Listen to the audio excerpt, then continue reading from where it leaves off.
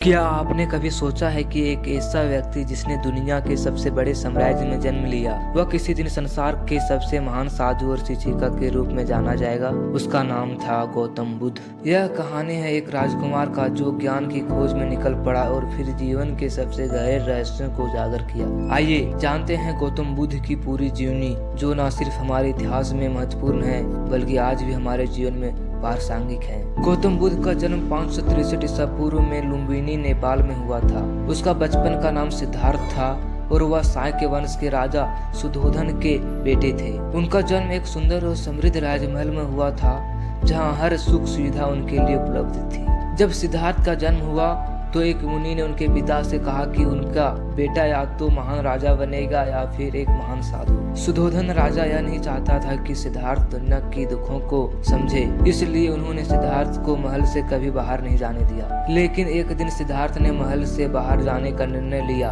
और तब उन्होंने 4 दृश्य देखे जो उनकी जिंदगी बदल दिया। पहला दृश्य था एक बूढ़ा आदमी जो उम्र के कारण लाचार था। दूसरा दृश्य था एक रोगी व्यक्ति।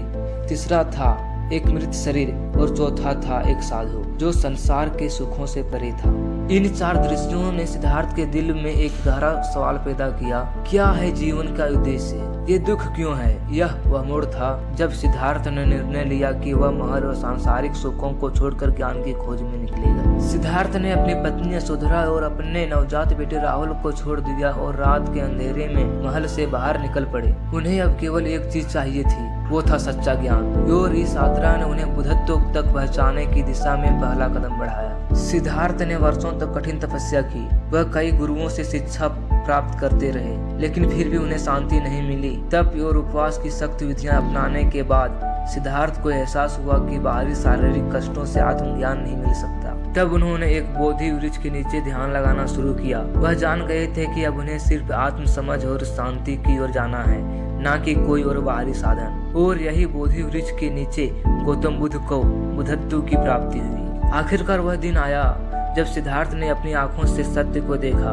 उन्हें आंतरिक शांति, सच्चे ज्ञान का एहसास हुआ। दुख है और दुख का कारण भी है, लेकिन दुख से मुक्ति भी संभव है। अब वह गौतम बुद्ध बन चुके थे। गौतम बुद्ध ने अपनी शिक्षा दी, जिससे आज हम धर्म या धम्म कहते हैं। उन्होंने यह समझाया कि जीवन में दुख है, लेकिन हम उस दुख से मुक्ति पा सकते हैं। उन्होंने इस 4 आर्य सत्य और 8 फल मार्ग के रूप में प्रस्तुत किया। 4 आर्य सत्य ये हैं।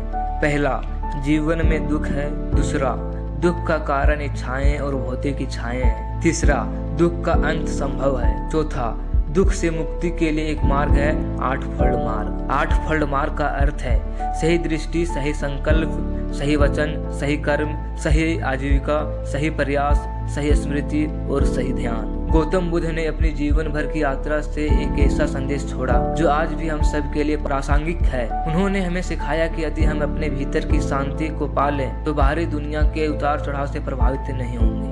बुद्ध की शिक्षाएं आज दुनिया भर में लाखों लोगों द्वारा अपनाई जा रही है। उनका जीवन हमें यह समझाता है कि मुक्ति और शांति का रास्ता हमारी अंदर की दुनिया से जुड़ा हुआ है। आइए जानते हैं गौतम बुद्ध से जुड़े और कुछ नए तथ्य। गौतम बुद्ध को एशिया का ज्योति पुरुष भी कहा जाता है। बुद्ध के गृह त्याग को बौद्ध धर्म में महाविनिष्क्रमण कहा जाता है। गौतम के प्रथम गुरु आला रतलाम थे, जिससे उन्होंने शून्य का ज्ञान प्राप्त किया था। आला रतलाम से शिक्षा ग्रहण करने के बाद वो राजगीर के रुद्रक रामभूत चले गए थे, जहाँ उन्होंने योग का ज्ञान प्राप्त किया था। जिस स्थान पर गौतम बुद्ध को ज्ञान की प्राप्ति हुई, वह स्थान बाद में बोध गया कहलाया। गौतम बुद्ध ने अपना प्रथम उपदेश सारनाथ में दिया था, जिसे बौद्ध धर्म में धर्म चक्र प्रवर्तन कहा जाता है। गौतम बुद्ध की मृत्यु 80 वर्ष की अवस्था में 483 ईसा पूर्व में काशी नारा में चुंद द्वारा अर्पित भोजन करने के बाद हो गई, जिसे बौद्ध धर्म में महापरिनिर्वाण कहा गया है। गौतम बुद्ध की यह अद्भुत यात्रा हमें यह सिखाती है कि जीवन में सबसे महत्वपूर्ण है आत्मज्ञान और शांति की खोज। क्या आप तैयार हैं इस आंतरिक यात्रा के लिए? अगर आपको यह वीडियो पसंद आया हो तो कृपया लाइक, शेयर और सब्सक्राइब करें।